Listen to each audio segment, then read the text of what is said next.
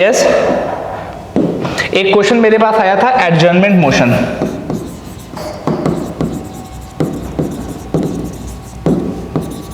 Adjournment motion, ये question पूछा गया है कि व्हाट इज एडजर्नमेंट मोशन। इससे पहले पढ़ा है इसके बारे में, नाम सुना है सब लोगों ने? नाम सुना है, अच्छा इसका नाम सुना है और इसका नाम सुना है एडजर्न।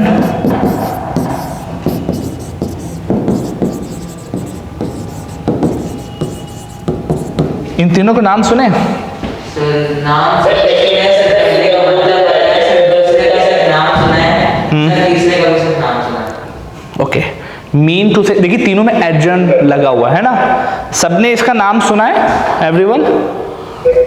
ठीक है, पहला एक एक करके देखते हैं, चीजें क्लियर हो जाएंगी। एडजर्नमेंट मोशन राघवेंद्र बता सकते हैं क्या होता है? जो स्पीकर द्वारा सर इशू किया जाता है सर, जब सर सेटिंग जब खत्म हो गई सर उसकी, सर तब मीटिंग को एडजर्न किया जाता है सर नेक्स्ट डे तक। अब देखिए यहीं पे प्रोसेस है एडजर्नमेंट, इसी वजह से मैंने यहाँ पे लिख दिया। एक होता है एडजर्न और एक होता है एडजर्न साइन डाई और एक होता है adjournment moment, adjournment motion. Adjourn sine die का मतलब सर टोटली सर एंड हो गया। अभी ये कंफ्यूज, ठीक है ठीक है। मैटर क्या होता है एडजर्नमेंट मोशन? देखिए अब आपको मैं बताऊं, थोड़ा सा ध्यान से सुनिएगा। ये जो दो वर्ड हैं, बहुत ध्यान से, ये रिलेट करते हैं आपके जो पार्लियामेंट की प्रोसीडिंग होती है। मतलब पार्लियामेंट जैसे क्या होता है कि मॉर्निंग में 11 बजे से चलना स्टार्ट होती है और शाम के 5 या 6 बजे तक चलती है। कितने बजे तक चलती है शाम के? राज्यसभा 5 बजे तक चलती है और लोकसभा 6 बजे तक चलती है। 11 बजे। अब ध्यान से देखिएगा, एक दिन कुछ बेसिक फैक्ट हैं, हमेशा किताबी लैंग्वेज में नहीं रहा जाता, थोड़ा सा एक्स्ट्रा नॉलेज भी लेनी जरूरी होती है। देखिए जो सिटिंग होती है, ठीक है, सिटिंग का मतलब है जैसे आज मॉर्निंग में 11 बजा तो सिटिंग होगी पार्लियामेंट में, लोकसभा राज्यसभा दोनों लोग बैठेंगे। तो स्टार्टिंग क्या होती है 11 बजे से लेके 12 बजे तक, 12 बजे से 1 बजे तक, फिर 1 से 2 लंच होता है और फिर 2 से लंच और 2 से लेके 6 बजे तक या 5 या 6 बजे तक, 3 हिस्सों में वैल्यू होती है। पहला क्या होता है क्वेश्चन आवर, दूसरा क्या होता है, एक मिनट रखना, बता रहा हूं। पहला होता है क्वेश्चन आवर, दूसरा होता है 0 आवर, तीसरा होता है लंच होता है और ये होता है agenda of the day, agenda of the day. ठीक है, ये होती है एक दिन की पार्लियामेंट की प्रोसीडिंग। इसमें बहुत सी चीजें चलती हैं। अब क्या होता है कि इनको चलाने के लिए जब ये नॉर्मल चलेंगे तो कोई इशू नहीं, लेकिन कभी कभी जो पार्लियामेंटेरियन होते हैं, एमपीज होते हैं, वो बहुत हल्ला गुल्ला करने लगते हैं, एक डेकोरम एकदम मेंटेन नहीं रह पाता। तो डेकोरम को मेंटेन करने के लिए किसके पास पावर होगी? कौन डेकोरम मेंटेन करेगा? Presiding officer of the house करेंगे। स्पीकर अगर लोकसभा में और अगर चेयरमैन हो तो आपके राज्यसभा में, वही करेंगे ना। तो कैसे करेंगे? उस डेकोरम को मेंटेन करने के लिए वो जब परेशान हो जाते हैं तो थोड़ी देर के लिए कहते हैं रुक जाओ, अब जो सिटिंग इसकी चल रही है मैं 5 मिनट के लिए स्थगित कर रहा हूं, 2 घंटे के लिए थोड़ी देर के लिए रोक रहा हूं, 2 दिन के लिए रोक रहा हूं। तो जब उस सिटिंग को कुछ टाइम के लिए, कुछ डेफिनेट पीरियड के लिए रोका जाता है तो वो एडजर्न कहलाया जाता है। और जब यही आपकी सिटिंग को इनडेफिनेट टाइम के लिए रोक दिया जाए, जिसमें यह ना बताया जाए कि फिर से सिटिंग कब होगी, जैसा भी डेफिनेट टाइम में हमने बता दिया कि 2 घंटे बाद सिटिंग फिर से लगेगी, और जब ये टाइम ना बताया जाए कि नेक्स्ट सिटिंग कब होगी उसको एडजर्नमेंट साइन डाई बोलते हैं, और जब ये बता दिया जाए कि नेक्स्ट सिटिंग कब होगी उसको हम लोग क्या बोलते हैं? एडजर्न। तो और ये दोनों काम कौन करते हैं? Presiding officer of the house. अब ये बात आएगी किसको? ये जो एडजर्न और एडजर्न साइन डाई है ये सिटिंग को मेंटेन करने के लिए होता है।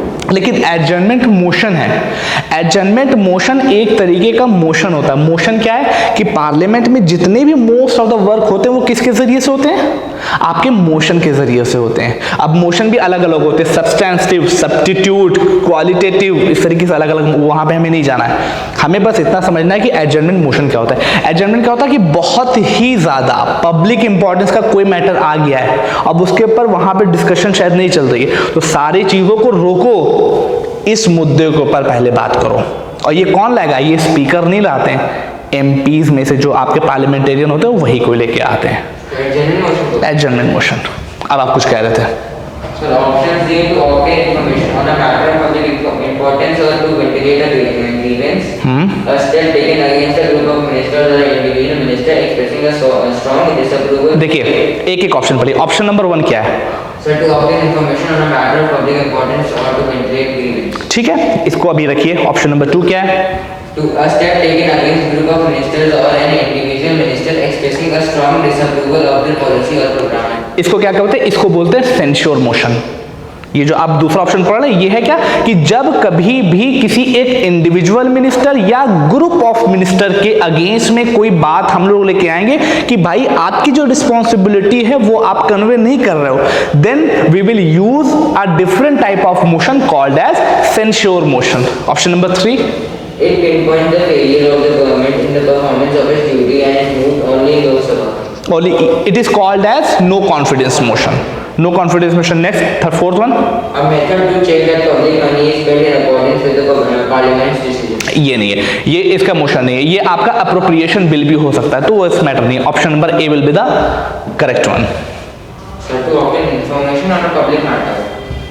मैटर क्या होता है कि हमने अभी क्या बोला कि एडजर्नमेंट मोशन। हाँ आप बताइए क्वेश्चन। क्वेश्चन पूछिए, एकदम पूछिए। सर ये जो सर जैसे क्वेश्चन आया और जीरो आता है, इसमें क्वेश्चन पूछे जा रहे हैं ऑपोजिशन के द्वारा। सर देखिए अगर ऑपोजिशन के पास क्वेश्चन पूछने को ही नहीं है तब क्या करेंगे? तो नहीं पूछेंगे, ऑब्वियस नॉट, नहीं पूछेंगे भाई। तो क्वेश्चन नहीं है तो क्या करेंगे भाई? अब तुम्हारे पास क्वेश्चन है तब तुम पूछते है, और क्या फिर बीजेपी और मजबूत हो जाएगी और क्या होगा। ठीक है, देन राघवेंद्र आंसर क्या होगा? एडजर्नमेंट मोशन पब्लिक इंपॉर्टेंस की चीज। मोशन अभी आपको मैं बताऊं, there are plenty of motion, thanks of motion, बहुत सी चीजें होती हैं। ठीक है, तो ये बेसिक सा क्वेश्चन था। अब इसके बाद हम हाँ पूछ लीजिए, पूछिए। सर ऐसा तो जैसे कोविड का टाइम चल रहा था, हाँ सर तब सेटिंग हो रही थी कोविड के टाइम, नहीं कोविड के टाइम पे नहीं हो रही थी, लेकिन उसके बाद होने लगी भाई। कोविड के टाइम पे सब बंद था। हाँ Raghavendra next. If the budget is not passed before the beginning of the financial year, CAPS authorizes the executive to draw funds from the consolidated fund until the budget is passed by the parliament. So dash में भरेंगे sir vote on account, money bill, demands of grant, supplementary grant. अच्छा question है, देखिए। मैंने supplementary grant लगाया। No supplementary grants नहीं है। Supplementary grant ये सब भी है आप लोग भी, तो बताते क्यों नहीं मेरे बच्चों? बता दिया करो, पढ़ाना जरूरी है, नहीं तो आप परेशान हो जाओगे। देखो एक कॉन्सेप्ट होता है, देखिएगा बहुत ध्यान से सुनिएगा, पॉलिटी के सबसे बेस्ट कॉन्सेप्ट है ये सब। होता क्या है, दिस इज योर बजट। मेरे बच्चों बता दो क्या क्या नहीं है, हम सब पढ़ा देंगे, एक चीज पढ़ा देंगे, एक चीज रटा देंगे। हमारा मतलब है कि आप लोगों का सिलेबस से जो चीज छूटेगी वो आपको मुझे बताना है।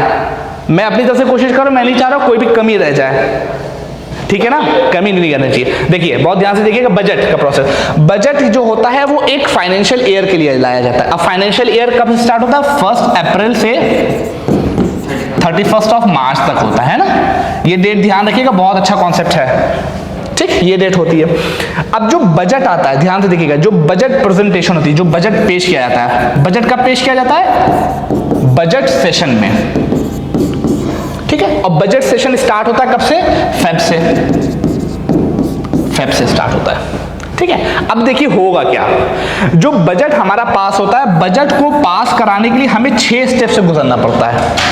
देखिएगा बहुत ध्यान से देखिएगा, 6 स्टेप होते हैं। पहला होता है presentation of budget, presentation of budget. ठीक है, दूसरा होता है जनरल डिस्कशन।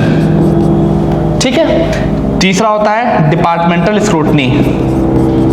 चौथा होता है voting on demand for the grants, demands for the grants.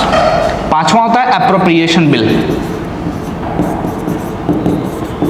Appropriation bill. और छठा होता है फाइनेंस बिल। बहुत ध्यान से देखिएगा, जब ये 6 कंडीशन कंप्लीट हो जाएंगी और 6 कंडीशन कंप्लीट होने के बाद एक हम अमाउंट बताएंगे कि भाई इस साल, इस फाइनेंशियल ईयर जो कि 1 अप्रैल से 31 मार्च तक रेडी होगा, उस टाइम के लिए हमें इतना हजार, इतना लाख करोड़ रुपए चाहिए। ये सरकार बताती है। और जब ये पैसा उसको कब मिलता है? जब एप्रोप्रिएशन बिल पास हो जाता है। ध्यान से देखिएगा। तो इन सारे प्रोसेस में नियरली 2, 3, 4, 5 महीना लग जाता है। 2 से 3 से 4 महीना लग जाता है। अब देखिए, बजट का सेशन स्टार्ट हुआ फेब में, फेब चला, मार्च चला, अप्रैल चला, फेब, मार्च, अप्रैल, मई भी चला जाता है। मतलब कि कहने का तात्पर्य यह है कि जो अप्रोप्रिएशन बिल पास होता है वो लगभग पास होता है मई में। मान लीजिए सपोज दैट मई में, अप्रैल में नहीं पास होता, मई में पास होता है। तो 1 अप्रैल से हमारा फाइनेंशियल ईयर स्टार्ट है। तो 1 अप्रैल से लेके 1 मई, 1 महीना ये हो गया। और 1 मई से लेके तब तक जब तक एप्रोप्रिएशन बिल पास ना, मान लो पूरा मई चला गया, 29 मई तक चला गया, तो 1 अप्रैल से 1 मई और 1 मई से 29 मई, मतलब लगभग 2 महीने के लिए पैसा कहां से आएगा? क्योंकि पैसा हमको तभी मिलेगा जब एप्रोप्रिएशन बिल पास हो। एप्रोप्रिएशन बिल अभी पास नहीं हुआ है। तो इतने टाइम के लिए, इस छोटे से टाइम पीरियड के लिए जब हमें पैसा चाहिए होता है, तो सरकार ने, कॉन्स्टिट्यूशन ने एक नया प्रोसेस आपको दिया है, जिसको हम लोग बोलते हैं vote on account. Vote on account. इसका मतलब क्या होता है? इसका मतलब होता है कि ये जो 2 महीने का गैप आ रहा ना बीच में, आपको पैसा मिलेगा मई में और आपको पैसे की नीड कब से? 1 अप्रैल से। तो इस नीड को पूरा करने के लिए आप क्या कर सकते हैं? सरकार क्या करती है? सरकार टोटल बजट का, सपोज जितना भी हो, टोटल बजट में जितना एक्सपेंडिचर होने वाला है उसका 1/6 अमाउंट, कितना? 1/6 अमाउंट वो पैसा कंसोलिडेटेड फंड ऑफ इंडिया से थ्रू द वोटर अकाउंट निकाल सकती है। और वोटर, हाँ वो उसमें से कट हो जाएगा। जब आपका बजट पास होगा तो उसमें से वोटर अकाउंट के नाम से कट जाएगा। तो इतना अमाउंट वोटर अकाउंट के जरिए से वो निकाल सकती है। तो जो उनका क्वेश्चन था कि बजट पास नहीं हुआ है, उसमें पैसे की जरूरत पड़ गई है, तो पैसा कहाँ से कटेगा? वोटर अकाउंट से। वो बचता नहीं। अब वो डिपेंड करता है किस तरह का पैसा है, उसमें भी कई कॉन्सेप्ट होते हैं। पैसा होता है कि रिड्रेसेबल पैसा होता है, अगर कुछ, वो डिपेंड करता है किस पॉलिसी में वो पैसा आ रहा है। अगर पॉलिसी में पैसा होता है कि पैसा कुछ, जैसे मान लो 5,000 करोड़ रुपए हमको किसी पॉलिसी में देने, और वो पॉलिसी इस तरीके की है जिसमें जो फंड है वो लैप्सेबल है या नॉन लैप्सेबल है। अगर नॉन लैप्सेबल होगा तो 2-2.5, जैसे मान लो 2 तरह के फंड होते हैं। जैसे कोई भी स्कीम होती है, बहुत ध्यान से देखिएगा, स्कीम में जो आपको फंड अलॉट किए जाते हैं, फंड जो होते हैं वो 2 तरीके के होते हैं। एक होता है लैप्सेबल और एक होता है नॉन लैप्सेबल। मतलब मान लीजिए कि एक एग्जांपल ले लिए, एक स्कीम है जिसपे हमने 5,000 करोड़ रुपए खर्चा किए और ये स्कीम लैप्सेबल फंड में आती है। मतलब अगर 5,000 आपने नहीं खर्चा किए, 2,000 खर्चा किए, तो 3,000 जो बचे थे वो सटाक से चले जाएंगे आपकी स्कीम से, वापस ले लिए जाएंगे। और एक होती नॉन लैप्सेबल, 5,000 थी, नॉन लैप्सेबल स्कीम थी, लेकिन आपने 2,000 खर्चा किए तो जाएगा कहीं नहीं, वो पैसा आपकी स्कीम में ही रहेगा, अगले साल आप उसको यूज कर लीजिएगा। तो फंड किस तरीके से, हाँ ठीक है, ऐसे नॉन लैप्सेबल स्कीम में पैसा फंसा हुआ है, 3,000 करोड़ फंसा हुआ है, गवर्नमेंट चेंज हो, हाँ, फिर वो स्कीम बंद हो। डिपेंड करता है, मैंने बताया स्कीम नहीं बंद होती हैं। अब जैसे बहुत सी चीज़, सिर्फ उन लोगों के नाम चेंज होते हैं। There is no variation in the schemes, ध्यान रखिएगा। वो डिपेंड करता है सर्कमस्टांसेस किस तरीके की हैं, फिर उसके ऊपर वर्क किया जाता है। क्योंकि अगर जो लास्ट ईयर का बजट होगा 5th ईयर का, उसमें इस तरह की स्कीम लाई ही नहीं जाती है कि जिसमें ऐसा कोई झमेला हो, और बहुत कम स्कीम ऐसी होती हैं। नहीं सर, पहले से थी, लेकिन 5th ईयर में बंद हो गई। हाँ, तो मैंने बताया सर्कमस्टांसेस पे डिसीजन लिया जाएगा। अगर वो लैप्सेबल में है तो वो उसी के गवर्नमेंट को ऐसे फंड्स ड्रॉ क्यों करने पड़ता है सर? क्योंकि ट्रेजरी तो सर लोकसभा के अंदर आती है, फिर लोकसभा में जब तक वो रूलिंग पार्टी की डोमिनेंस ना हो तब तक गवर्नमेंट बन नहीं सकती, डायरेक्टली तो रूलिंग पार्टी के अंदर ही आगे ट्रेजरी। ठीक है सर, तो मतलब इतना प्रोसीजर क्यों नहीं किया? नहीं, इसी वजह से कि ताकि ऑटोक्रेटिक ना हो जाए सर। बट वो तो इनडायरेक्टली ऑटोक्रेटिक नहीं है, लेकिन अब मैं आपको बताऊं कि आपको लगता है, बट क्या होता है, सपोज दैट आप यहाँ पे आ रहे हो, हमने कहा कि कल आपको यहाँ पे आना है, बट आप यहाँ पे नहीं आ रहे हो, लेकिन अगर मैं यहाँ पे ना भी रहूं, आप क्लास चल रहा है, responsibility parliamentary form of government को हम फॉलो करते हैं, उसमें होता क्या है, executive is responsible to legislature. कुछ भी करो, डीमोनेटाइजेशन उन्हीं ने किया, आज 5 साल कंप्लीट हो गए, अगर लेजिस्लेचर ना होती, उन्होंने कर तो दिया, लेकिन पब्लिक को पता तो चला कि क्या प्रॉब्लम है, लोगों को इसी पार्लियामेंट के जरिए से पता चलता है। अगर वो यहाँ पर आगे, आई नो पावर देना उनको जरूरी है, अगर वो यहाँ पर रिस्पॉन्सिबल ना होते तो लोगों को पता भी ना चलता कि क्या चीजें अंदर चल रही हैं। तो एक कुछ होता है आइडियोलॉजिकली साइकोलॉजिकल, उसको भी मेंटेन करने के लिए किया जाता है। आई नो कि सारी पावर उन्हीं के पास है, उसमें है ऑटोक्रेटिक है भी वो, खासकर मनी बिल की रिस्पेक्ट में तो ऑटोक्रेटिक है ही है वो एकदम, लेकिन फिर भी क्या हो रहा है इससे लोग कैसे अवेयर होंगे, वो पार्लियामेंट प्रोसीडिंग से ही होंगे। और सर एंड में अगर कोई पॉलिसी है सर, उसमें पैसा कम पड़ जाता है सर, क्योंकि कहीं कोई बड़ी सी चीज कंस्ट्रक्ट हो रही है सर, उसमें एंड में कई बार ऐसा होता है कि और पैसे की जरूरत पड़ती है सर, तो वो कहाँ से? मैंने बताया तभी तो उसी को सप्लीमेंट्री ग्रांट्स बोलते हैं। उसको सप्लीमेंट्री ग्रांट पर तभी सिर्फ यही ग्रांट नहीं है, टोकन ग्रांट्स होती है, सप्लीमेंट्री ग्रांट होती है, एक्सेस ग्रांट होती है, एक्सेप्शनल ग्रांट होती है। बता दो मेरे बच्चों को जो जो चीजें मैं पढ़ा दूंगा उसको, ठीक है। फिलहाल मैं करते हूँ, नहीं तो वो रह जाएगा। किसी को कोई और क्वेश्चन इसकी रिस्पेक्ट में पूछना, ताकि मैं आपकी जल्दी से आगे बढ़ूँ। है वो अभी नहीं, अभी पॉलिटी का है, हम इसको कर लेंगे, लेकिन आज का काम आप लोग जल्दी से कर लिएगा, ठीक है। जल्दी से क्वेश्चन पे काम करते हैं, अब आप लोग जल्दी से आंसर दिएगा सबका। चलिए क्वेश्चन नंबर 1 बहुत इजी से क्वेश्चन है, आंसर करिए जल्दी से। 24th of April is responsible for, किस चीज के लिए होता है, जल्दी, सब सन्नाटा क्यों है? चलिए पंचायती राज डे होता है, वेरी गुड, जल्दी थोड़ा एक्टिव होकर पार्टिसिपेट करिए। नेक्स्ट भाई आ जाओ।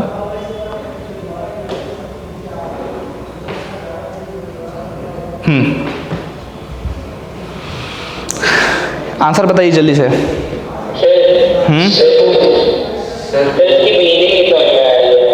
डेमोक्रेटिक डिसेंट्रलाइजेशन नहीं पता आप लोगों को?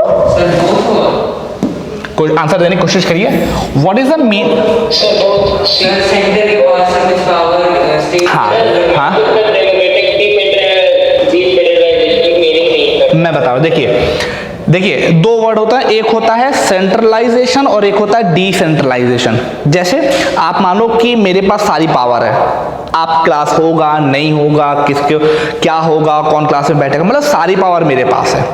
अब क्या मैं करूं, अगर ये पावर, मैं अपनी पावर, थोड़ी पावर किसी और को दे दूं, और वो थोड़ी सी पावर किसी और भी बंदे को दे दूं, अपनी पावर को मैं अपने पास से थोड़ी पावर किसी और को दे दूं, 2-3 लोगों में और डिस्ट्रीब्यूट कर दूं, तो जो सारी पावर एक जगह पे केंद्रित थी, सेंट्रलाइज थी, उसको मैंने क्या किया, डिसेंट्रलाइज कर दिया। तो हुआ क्या था कि इंडिया में क्या है कि सारी पावर किसके पास है, पार्लियामेंट के पास है, सेंट्रल गवर्नमेंट के पास मोस्ट ऑफ द पावर है। पार्लियामेंट ने क्या किया कि अपने पास से थोड़ी सी पावर किसको दी, स्टेट को दी है। अब स्टेट के पास से थोड़ी पावर किसके पास गई है, पंचायत के पास गई है, पंचायती गवर्नमेंट और म्यूनिसिपैलिटीज को गई है, इसी को बोलते हैं डिसेंट्रलाइजेशन। तो पार्लियामेंट्री डेमोक्रेटिक डिसेंट्रलाइजेशन का एग्जांपल क्या है, बस यही आपको बताना है, rural local government, urban local government, या दोनों। इसका आंसर क्या हो जाएगा, इसका आंसर हो जाएगा सी, ठीक है। Next question,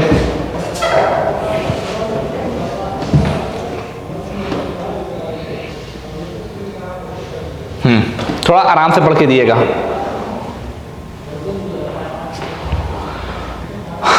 Rural local government got their constitutional status.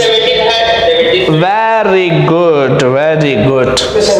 73 constitutional amendment. Okay, next one, जल्दी से करते हैं, बस थोड़ा ध्यान रखिएगा।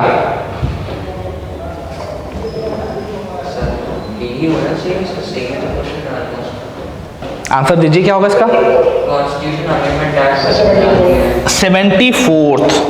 74th कॉन्स्टिट्यूशनल अमेंडमेंट था, ठीक है, वो रूलर था, ठीक है, उसको जिसको हम लोग क्या बोलते हैं, पंचायती राज, ठीक है। नेक्स्ट, और जहां पे जो चीज समझ में नहीं आएगी वो मुझे बता दिएगा। शेड्यूल 10 किस चीज से रिलेटेड है, सी, Y,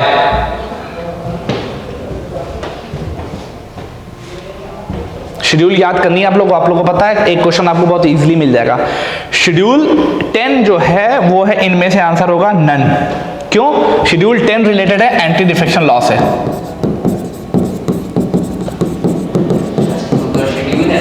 exactly, anti defection law के बारे में मोस्ट ऑफ द इंफॉर्मेशन कहाँ लिखी हुई है? शेड्यूल 10 में लिखी हुई है। ठीक है, शेड्यूल 10 इससे रिलेटेड नहीं है। रूरल लोकल गवर्नमेंट से कौन सी है? अभी क्वेश्चन आएंगे तब हम उसमें आपको एक्सप्लेन करेंगे। फिलहाल शेड्यूल 10 एंटी डिफेक्शन लॉ से रिलेटेड है।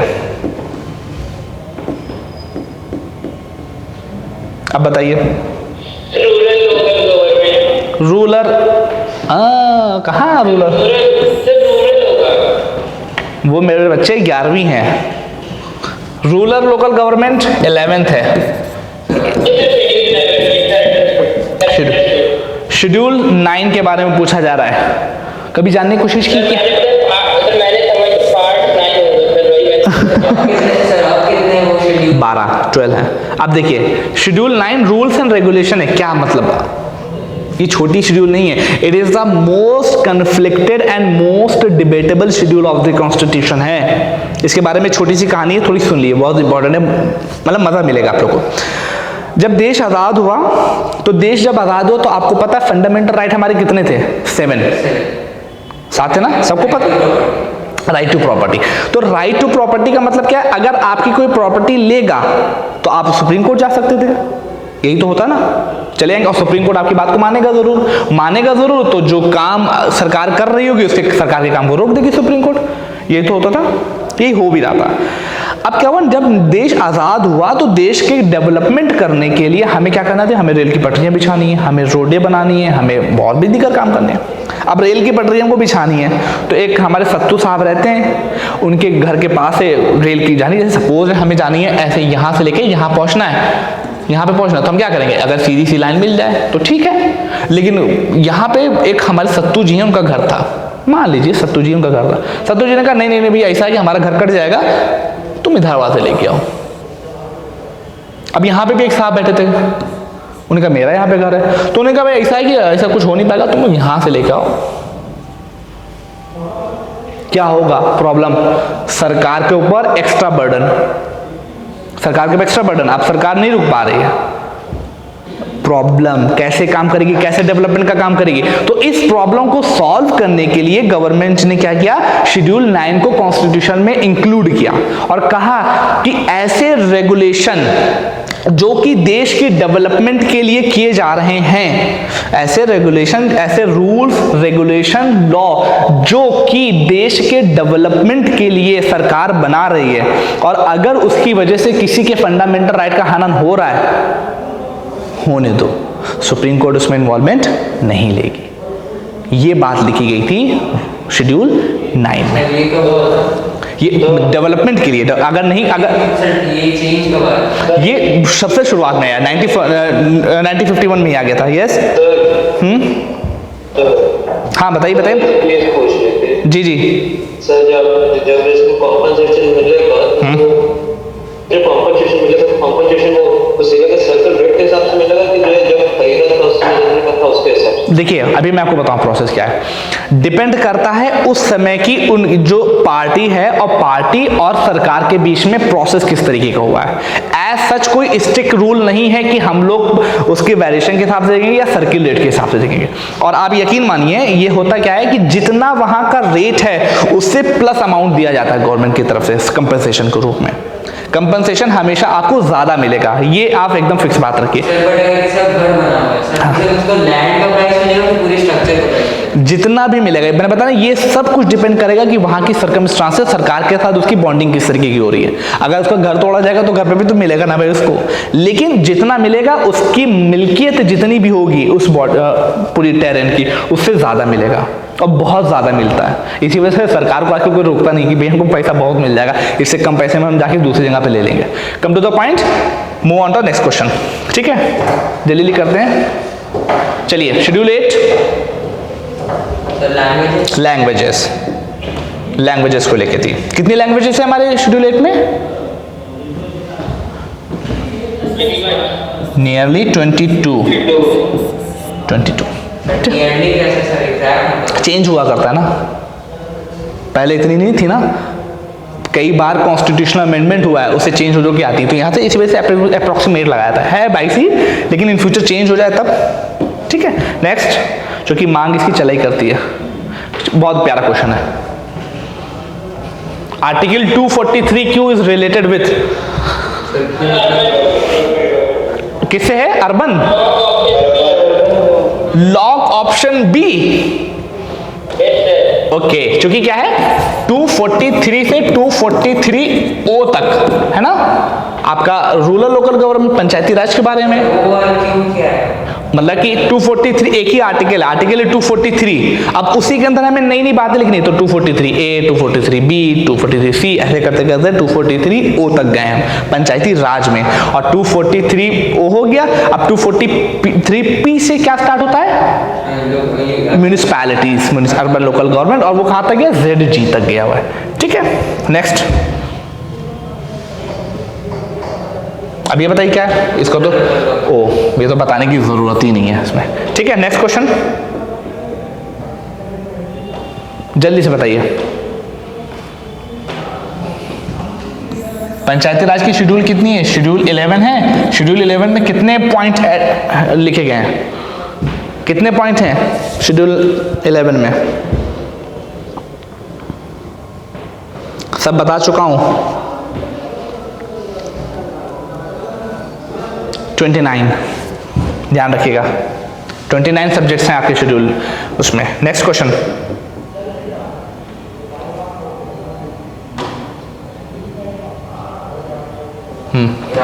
ग्राम पंचायत, बेसिक क्वेश्चन है, बड़ा इसमें दिक्कत हो रही है, समझ नहीं आता क्या चीज़ है। ठीक है, ठीक है। सरपंच को क्या बोलते हैं? हेड ऑफ, हाँ, हेड ऑफ पंचायत को हम लोग सरपंच बोलते हैं। हाँ, बेसिक क्वेश्चन है, इसमें कोई ज़्यादा दिमाग लगाने की जरूरत नहीं है। ठीक है, ए member of panchayat, basic question है।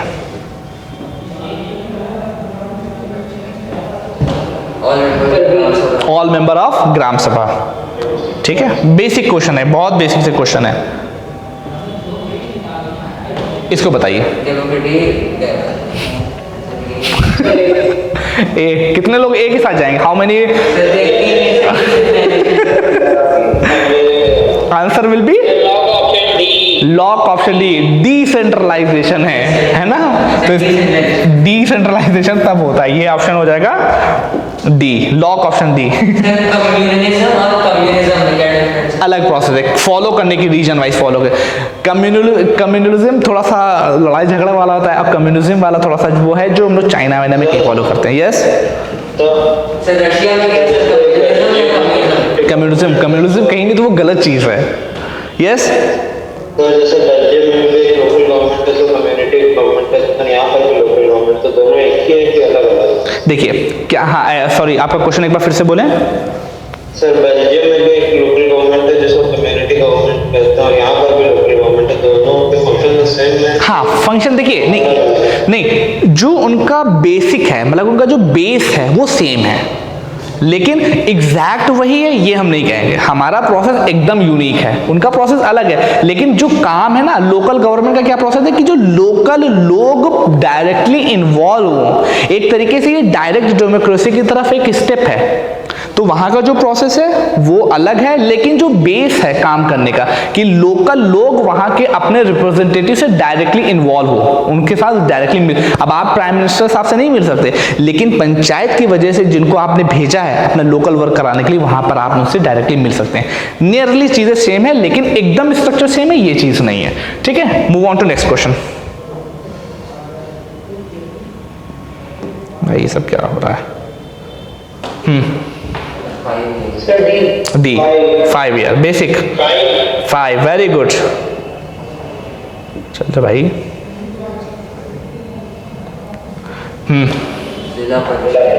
जिला परिषद बहुत बेसिक सा क्वेश्चन है, मतलब आप लोग टॉप मारेंगे पॉलिटी में लग रहा है, मतलब सभी चीजें मारेंगे।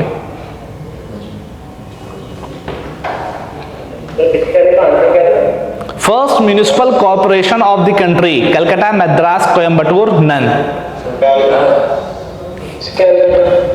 नो, मद्रास। सुना मद्रास है सबसे पहली।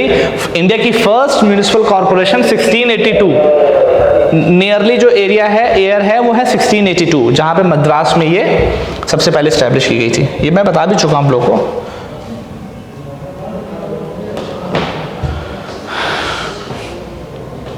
Answer this question. 19. देखिए शेड्यूल 12 किससे रिलेटेड है? अर्बन लोकल गवर्नमेंट, ठीक है। शेड्यूल 11 किससे?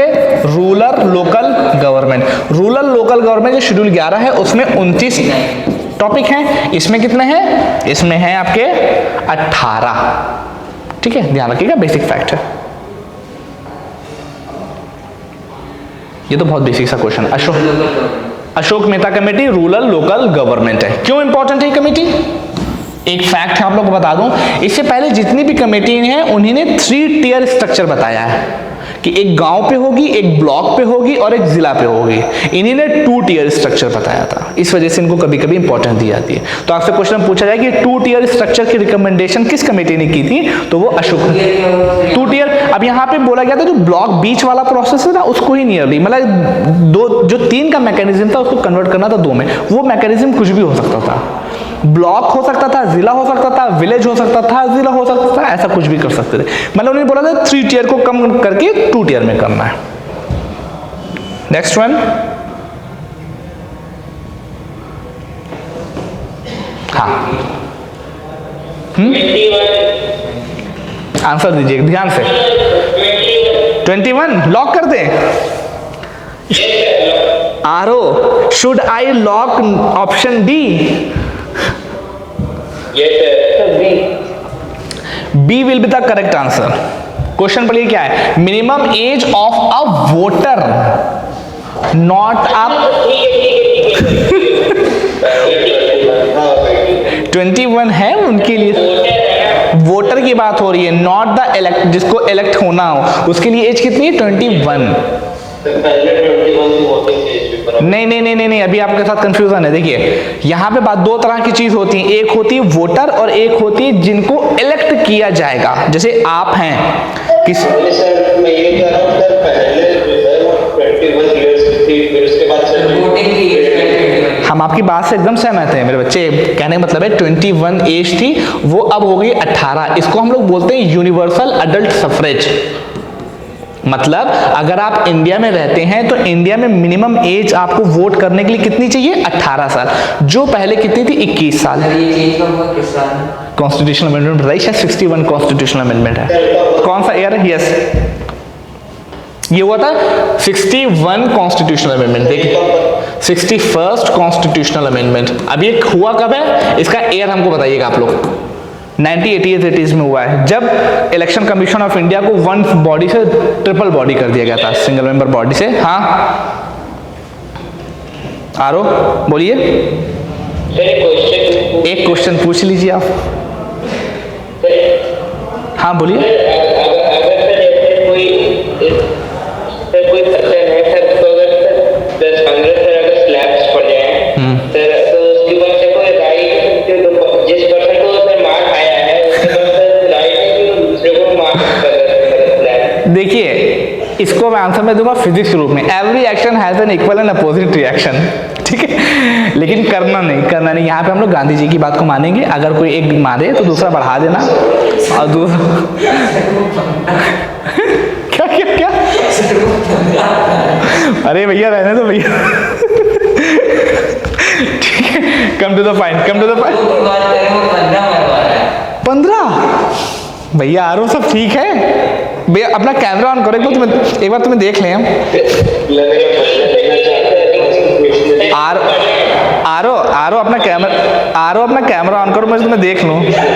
अरे मेरे बच्चे कैमरा ऑन कर दो अपना, तुम्हें देख लूं, मैं बेताब हूं तुम्हें देखने के लिए। वेरी गुड, ओहो जबरदस्त, एकदम यूट्यूबर हो रहे हो। ठीक है, वेरी गुड। मारना नहीं मेरे बच्चे। 15 एक की जगह 15।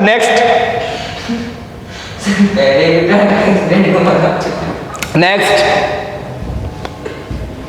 Minimum age for the election. Sir ये हो चुका है। ये किसके लिए? देखिए फिर मैं बता रहा हूँ, थोड़ा ध्यान रखिए, पंचायत के इलेक्शन की बात हो रही है। वहाँ पे म्यूनिसिपैलिटी का इलेक्शन था, या पंचायत के इलेक्शन की बात हो रही है?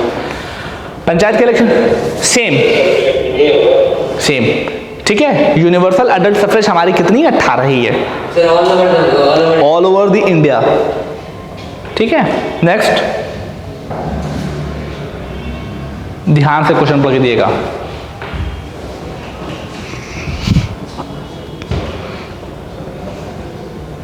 local self-government. Local self election commission. Very good very good. हाँ, इन तीनों के लिए election commission of India election कराता है, ठीक है। और इसके लिए इलेक्शन कौन कराता है? स्टेट इलेक्शन कमीशन, ठीक है, state election commission. Very good, बहुत अच्छा है।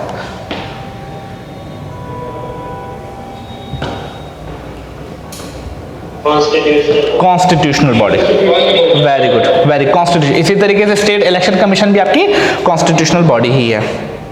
यही सब बेसिक क्वेश्चन है, ध्यान से बताइएगा इसका answer. Sir, D. Answer lock option D, D है। विलेज, विलेज के ऊपर ब्लॉक, ब्लॉक के ऊपर डिस्ट्रिक्ट।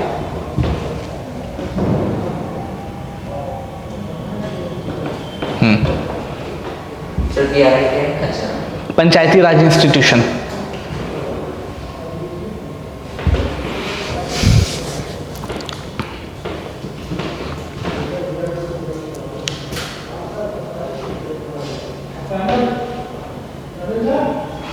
ये सौभाग्य किसको मिला कि वो पंचायती राज इंस्टीट्यूशन को संवैधानिक दर्जा दे सके? किस प्रधानमंत्री को? राजीव गांधी, पीवी नरसिम्हा राव जी को मिला था, ठीक है। उनके शेयर में ये सब चीजें थी। सर बस मेरा कंप्लीट है, सर कंप्लीट है, नियरली कंप्लीट, कंप्लीट हो गया सर बस। हाँ सर, नियरली कंप्लीट है। ओके सर, ठीक, ओके श्योर सर, श्योर, बस 2 minute maximum. Thank you sir. Next, जल्दी से करिए इसको क्वेश्चन को, फिर हम लोग ये क्वेश्चन बहुत ध्यान से देखिएगा। Sir, ये आ चुका है।